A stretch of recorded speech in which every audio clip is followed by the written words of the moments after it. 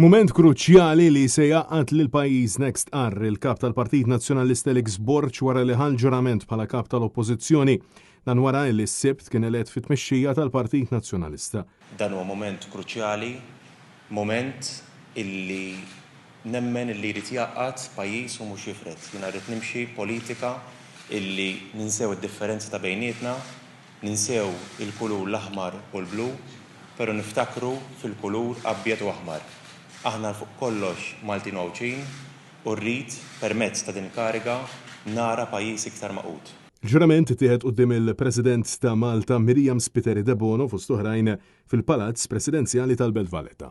Jiena Alexander Borch solennament naħlef li naqdi fedelment u skont il-kuxjenza id-dmirijiet tiegħi bħala kap tal-Oppożizzjoni skont il-Kostituzzjoni u l-liġijiet ta' Malta mingħajr biża' jew favur. Ekk Alla jgħinni. Fl-istess ċerimonja l-President ta' Malta rrimarkat fuq l-istil fresk li qed iġib miegħu Alex Borch bħala mexxej ta' partit politiku. Kliemek niżilli jaser. Niżilli jaser partikolarment meta ssemmi l-għaqda u wkoll ma l-għaqda il-flimkien. Għaliex l-għaqda significa illi nkunu l-kol flimkien.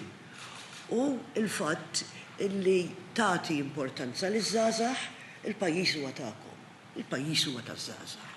Id-dover ta' kull minnu bħali u anke iżgħar minnej il-fuq mill-40 sena illi jara illi hemm min ikompli jaħdem għal Maltin u l-Għawċin kollha. Alex Borch li għandu 30 sena kien akkumpanjat għal din iċ-ċerimonja mill-partner tiegħu Sara Bajjada u t-tifel ta' Ħasem. Huwa issa sar l-ewwel kap tal-Oppożizzjoni Għawċi u l-aktar kap żagħżugħ fit-tmexxija tal-Partit Nazzjonalista. Preżenti għal ġurament fil-Palazz tal-Belt kien hemm il-Viċi Kap tal-Partit Nazzjonalista Elix Perici Kalaxxone u s-Segretarju Ġenerali Charles Bonello u fuq barra tal-Palazz folla ta' nies inġabret biex tilqa' lil kap tal-Oppożizzjoni l-ġdid.